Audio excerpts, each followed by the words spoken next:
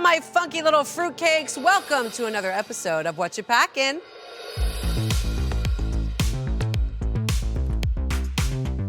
Joining me today from Kansas City, Missouri, it's Q. Hi. Hi, honey. Hey, how are you? I'm wonderful. All the better for sitting here and meeting you. It's so frustrating not being able to talk to you kids.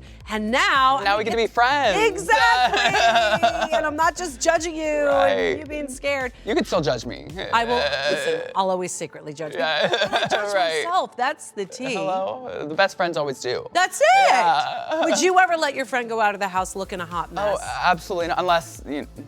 Unless they want to. Maybe, sometimes you can't stop them. I was just gonna say, how was that for you to hear critique? Was it difficult for you? No, hearing critiques is something like as an artist and as someone who grew up kind of like in theater and just like in this artistic world, I've always gotten critiques, and I have a drag mom who is very like upfront about like what she thinks about things and how you should present yourself. So I'm used to it. Being a theater kid absolutely helps in the world of reality competition. Not everybody's gonna say yes to you in this world. No. How many times did you audition? This was my third time auditioning. Okay, when you got the call, what was it like? I couldn't believe it was happening. It was just like, it's something I always thought like I would happen to me, but it's like you never know. Like you just have to keep doing it, and when it happened, it just, I don't know, I just could feel my life changing in that moment. And do you feel that your life has changed? Oh, absolutely. This is one of my biggest dreams come true of all time. Talk to me about how you're prepared for this season. So actually, as soon as the audition process first started, got the first call, I started making things immediately.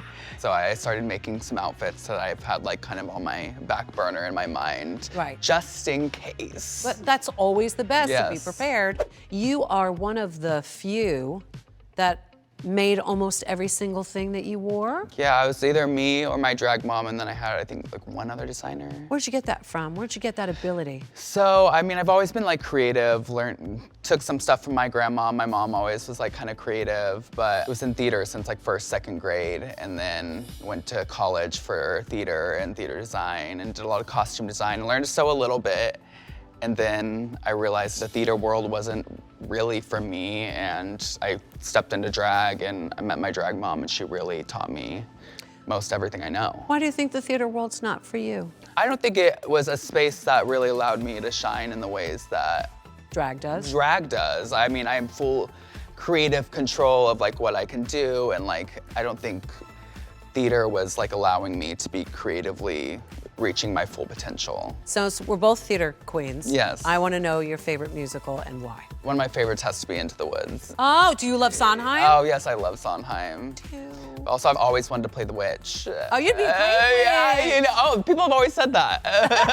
Me too. Yes. Your experience was? It was incredible. It was great. The people I met, the things I was able to do, things I was able to show. I don't have any regrets, and I just had a fabulous time. Your ridiculous puppet show. I enjoyed so much. Thank you so much. And you came out of that box. And by the way, you did very well. I hope that you are happy. Yes. I'm happy. I am very happy with. It was hard at the end to leave at that last moment. When's your birthday? August 22nd. I was gonna say, are you a Virgo? I'm you are a Leo. close enough. I'm a Leo. You're one day away Yes. from Virgo-dom. And I could tell the way that you approach things, how you are, because you are a perfectionist, and I can feel it. Yeah. And with perfectionism, I'm the same way. We are constantly let down. Yes. Oh, harshest critic is me. The moment that you wore that dress was a very vulnerable moment for you. And of course, I'm talking about the AIDS ribbon, Keith Haring adjacent. Yeah. You obviously couldn't get Haring because of I didn't want to mess with copyright. Very smart. So I did an inspired print in the same kind of style. And you told the world that you're HIV positive. Yeah. And was that something that you came in knowing that you wanted to share? Yeah, I definitely knew as soon as I got the call I was going to have this platform, and I could either be quiet about it or I could speak about it and, help somebody who else is just like, recently diagnosed and get them through how I felt when I was first diagnosed. And this was kind of recent. Was it 3 years ago? It was like 2-3 years ago. 2 years ago. And what was that like for you, receiving that news? It was hard because you feel incredibly alone when you get that diagnosis. And even though I was surrounded by like so much love and support, and I couldn't imagine going through it without like my husband and my friends and my drag family. But it is hard, you do feel alone, and it's crazy because when I was diagnosed, I wasn't scared about my health, I was scared about how the world was going to treat me. Perception? Yeah, perception, stigma. People with HIV a lot of times are treated so inhumanely. Oh, honey. Yeah. What do you say to the people who are just finding out and we're in the same place mentally? I just want to say that you're not alone, and you can still live life just as beautifully as you lived it before, and if not even with more vigor and fervor for like the things that you love. Well, what you did was beautiful and brave Thank and you. very vulnerable, and I appreciated every minute of that. Thank you so much. I think we all felt that, and it made the outfit even that much more dynamic. So you came in with a message, and it was heard. So thank you for doing that. Thank you, it was special to me. By the way, everything that you wore was special in its own way. Mm-hmm. Oh my God, that goth look was out of control. Again, you won quite a few, Yeah. and your looks were varied and fabulous. Thank you. But that one in particular, with the little bald head with the piece of kind of hair. It was a little swoopty swoop. I loved it. And how do these ideas come to you? And then how are you able to put them together in 24 hours, Q? The goth ball, let me just say this. I surprised myself with Did how you? much I was able to accomplish. I like really pushed myself to the limit, that challenge. I was like, you know what? I'm gonna go big, I'm gonna go grand, and I'm gonna really give this whole moment, and it ended up paying off. But I don't know, I just feel like sometimes it's just pops into my head, or I sketch a lot, or I love like animation and like just cartoons. So I feel like even those kind of things I get a lot of inspiration from. I think we've evolved so much, even on RuPaul's Drag Race,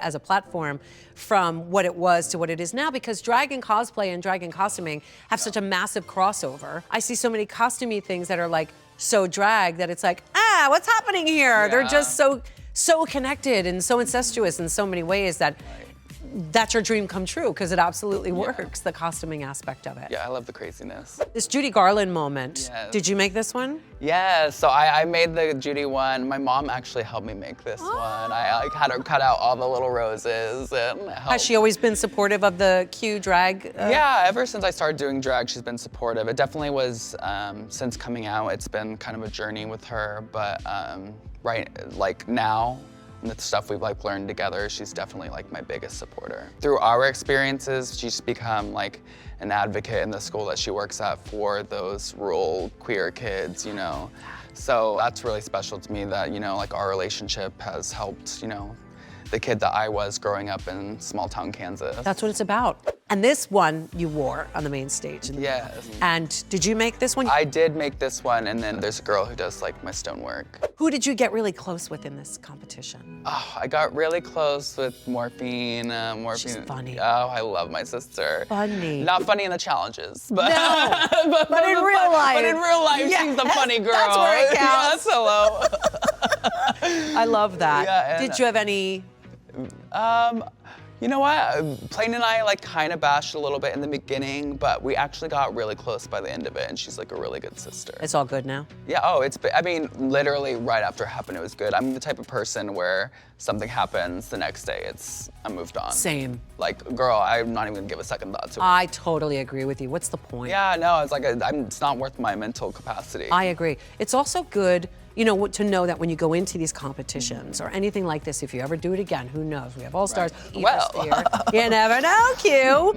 You're never going to be completely compatible 100% with everybody. Right. This is just life. Yeah. When you meet that person in life that you're like, oh my God, I love her, I love him. There's just a connection. And then there's time where you're like, I don't get it.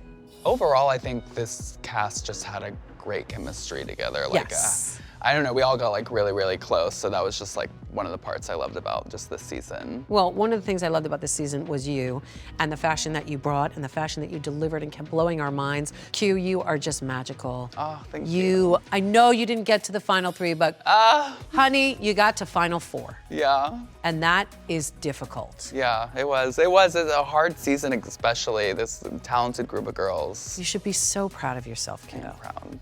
I will see you out there. I will continue to watch everything that you do and see the Q domination begin. Oh, thank you. You are welcome. Congratulations. Congratulations to everything that you did. Thank you so much. And thank you for joining me. Thanks, Michelle. Thank you, sweetheart. And thank you for joining me for another episode of Whatcha Packin. I will see you next time.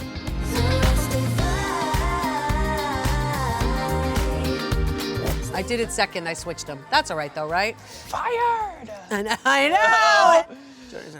Welcome back to Whatcha Packin with you.